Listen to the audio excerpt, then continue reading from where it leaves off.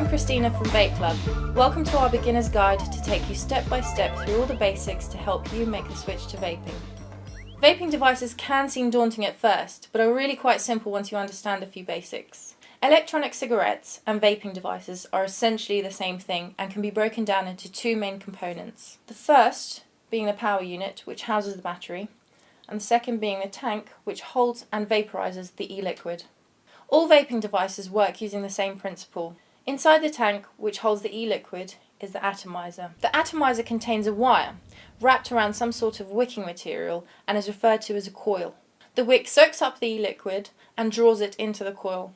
When activated, the coil heats up and vaporizes the e-liquid.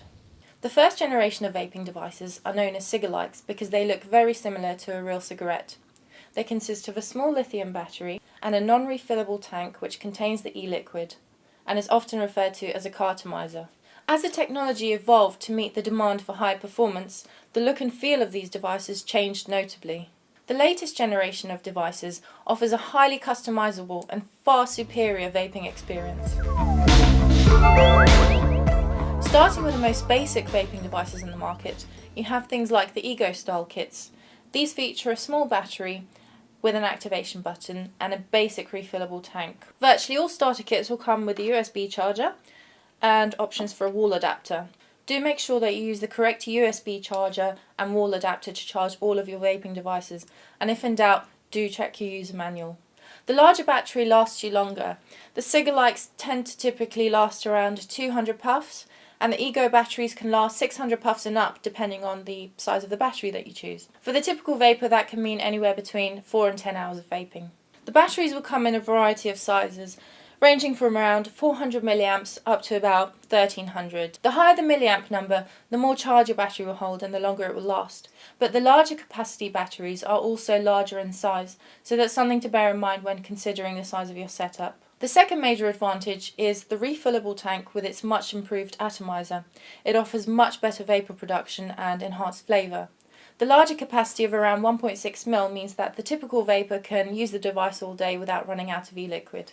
These tanks are called clearomizers because, well, they're clear and they allow you to see how much e-liquid you've got left. The cigalikes offer a very limited range of flavours and nicotine strengths, but the range of e-liquids available for the refillable tanks is far greater, but we'll cover e-liquids in a different video.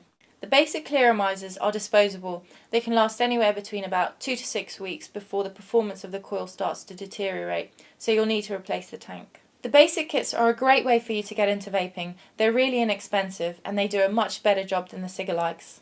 But you may find that you still want more performance. Some people prefer stronger throat hit or more airflow, so you might be more interested in something more advanced. The more advanced batteries allow you to control the power output. Higher power output means the coil gets hotter. This has an effect on the temperature, the vapor production, the throat hit and the flavour. So I'll demonstrate the difference between the low power and the higher power. So right now we're at 7 watts.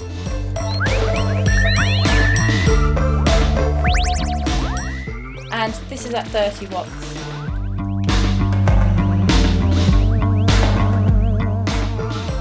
Getting a hell of a lot more vapor production as well as much better flavour.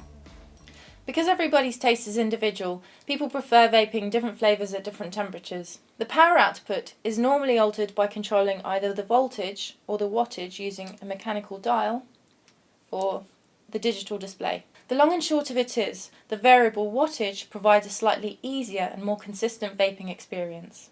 However, due to the more complex chips used, the variable wattage devices do tend to be slightly more expensive than the variable voltage devices, so this is something to keep in mind when choosing your setup.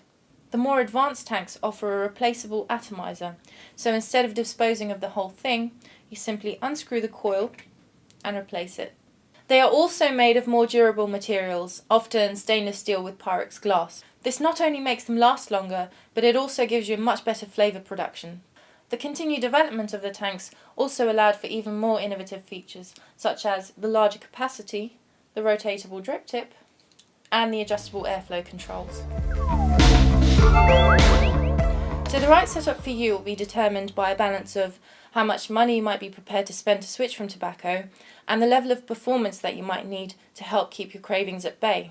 Some people enjoy the endless customization options that vaping offers, whilst others just prefer a simple plug-and-go system. So in terms of performance, you're far better going for something with a variable power output, and if your budget permits for it, ideally something with a variable wattage. Because the tank is so important to vapour production and flavour, we do recommend that you go for something with a Pyrex tank and adjustable airflow. But do make sure that you choose one that's compatible with your battery, of course. And bear in mind that the majority of the products are interchangeable, so once you've got yourself a basic setup, you can gradually upgrade it with new batteries and tanks until you find that setup that works for you. So I hope this video has given you a great insight into the world of vaping and perhaps made it seem a little less overwhelming. Whatever setup you do choose, good luck and welcome to the Vape Club.